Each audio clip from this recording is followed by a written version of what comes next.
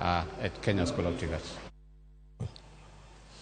Kawasudo nyako Ramogi wang'yo motende kod weche mag lokruok chal kor lwasi kod ngima mar oganda. Jombetre mag lokruok chal kor lwasi e Afrika dwaro ni mondo midhiero mar thieth kod ngima obed achiel kuom thor wach ma ichano twak e romo ma ichano bagi e piny Kenya e chak dwe mar 9 mar higani.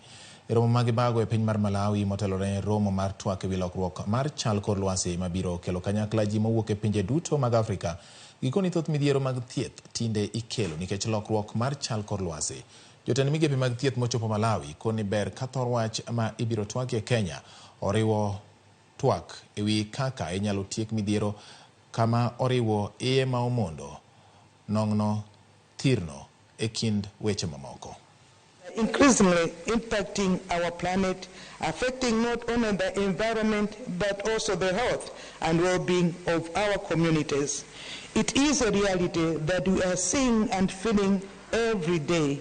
It is no longer something that we just talk about. Climate change at the global level is now regarded to be the greatest threat to human health. One of the critical things we need to work on as we talk about the climate health nexus is really what sort of evidence do we need to put on the table to not only say this is important from the perspective of, say, human rights or just climate, what you might call climate justice, but also from the investment case perspective.